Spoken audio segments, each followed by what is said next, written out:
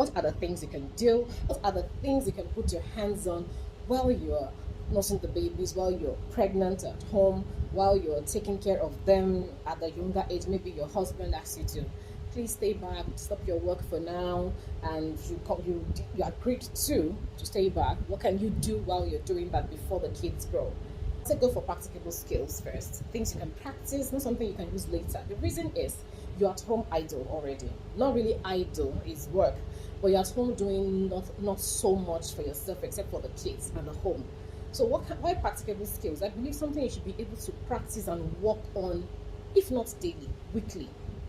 It must be weekly, if possible 2-3 times weekly, if not daily. I love daily, but you need your time off. You need the time to say, I'm not doing anything today. I'm just chilling with the big boys, chilling with the big girls, chilling with my big babies. You need those days off. So what can you do? You can work on handy things that you can do and see. It has a way of giving you gingers, giving you, oh, I made this, oh my God, it's so beautiful.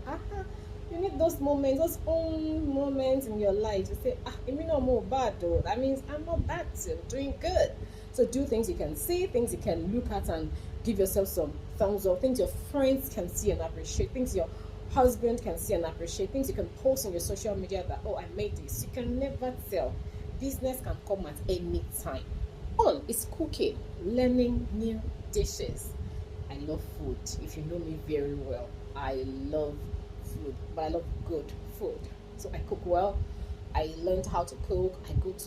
I learn how to cook almost every time. I go to bloggers, I read blogs, I watch videos. I try to learn here and there on how to make this, how to make that. I mean, there was a time I could not even make. People who eat my firewood jollof rice now. My firewood jollof rice is cooked on the gas, not on the jollof, or not on the firewood. People who eat it will tell me, did you use firewood to cook this thing? I say, firewood, okay. Come and watch me cook it now. It's just my pot. I learned it. Once upon a time in my life, I could not cook jollof rice. I mean, for a very long time. I was very good at fried rice. Yes, I know how to cook. Until date, I think I'm good at fried. But jollof rice, I just never got it right. It wasn't even my thing. But one day I woke up, I said, the people cooking this thing, they don't have 2 heads. They have just 1 head. Let me learn it. I learned from different chefs how they cook their own. I now sat down. I put it the first one. It worked. Okay, I'm getting there. And now I can give myself award for firewood jollof rice. You want some? Buzz me. I'll teach you. Not for free. I'll collect my money, because business is my business. Meaning, when you start your own business, don't start saying, I'm going to do it for free. Or you can come over, let me just teach you how to handle. Do not teach anyone for free. But if your ministry is free, it's okay. If it makes you happy, if it makes you sleep well at night, go for it. But for me, it's time to build money. So whatever I want to teach now, some things can be for free, but sometimes you have to think of how to make money, save up, and plan for retirement. We don't plan for retirement in this part of the world, in Nigeria. You should start thinking of, by the time I'm 50, what do I want to fall back on? So those money, they come in handy. New dishes, learn new recipes. It's actually going to make your home better. By the time Oga comes home and he just tastes the food, what's going on today? It's like this food is, those times when they eat good food, you can collect money easily. The alert is just said, oh baby, that hair I wanted to buy. The food is entering, the man don't want to disturb them. So anyhow, we just say, oh yeah, just take and let me enjoy my meal. That's a secret though, use it well. So you learn how to cook new dishes, new recipes. You also help the kids eat well. My son likes atadidi, that means fried stew in Nigeria. The one I fry with palm oil, the one that tastes like buka stew. There's a way buka stew tastes. I had to learn how to do that as well. It took a lot of time, a lot of errors, but later I got it in a safe way and it's going good. So learn how to cook new dishes, recipes. If you can, that's an area you can work on, because gradually you can start cooking small portions for people who are busy like you, busy moms who are back to work. You can tell them, oh, I make stew. Can I send one to you for taste? If you can afford it, man. But if you cannot, you can tell them to give you a stipend. You go sell in small packages or small bowls. By the time they taste, that's how business started for some people that I know, and they're making a lot of money today.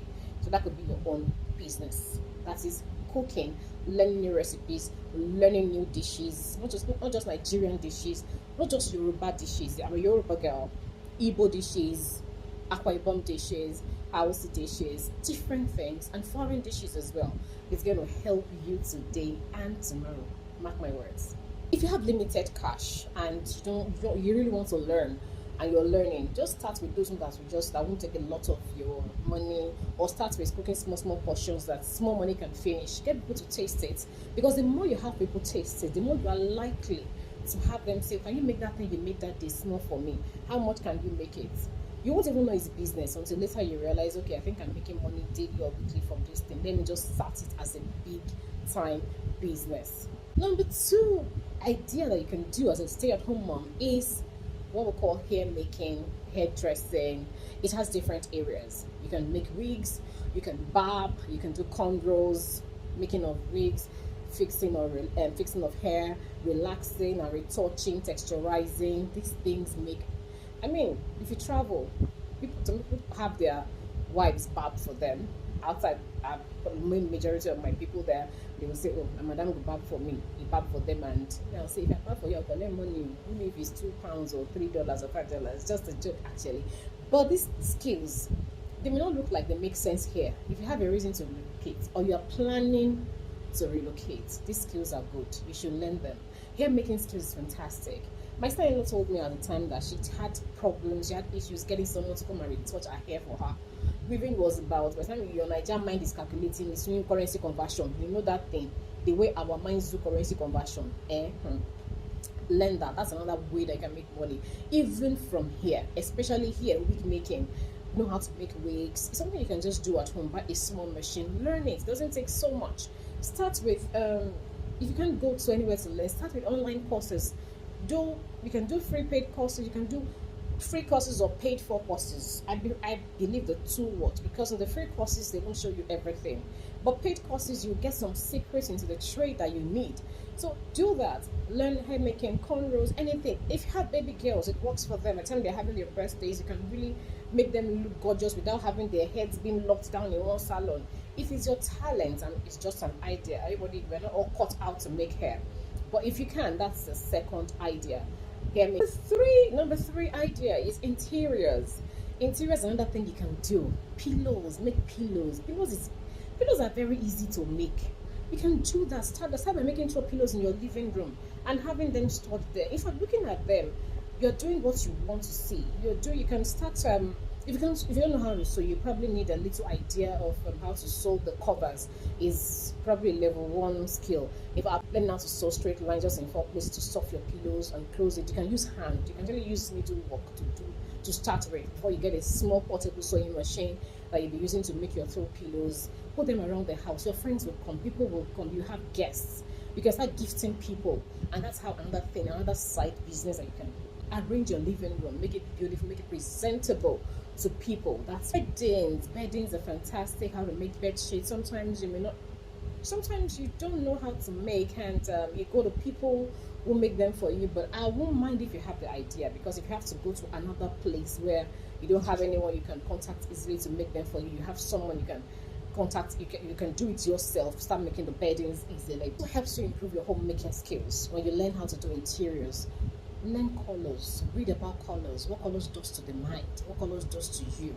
There are ways colors affect us. You need to read about. That's why you enter a place and you're like, wow, this place feels so peaceful.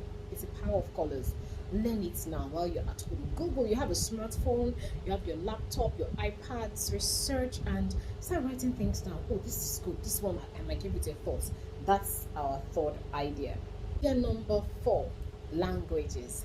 New languages. I love languages. I would really love to speak more languages. I'm trying to learn Igbo, French, and I want to also learn Hausa. I want to learn a lot more. Learn a lot of languages. You will like it. So it helps you develop your vocabs.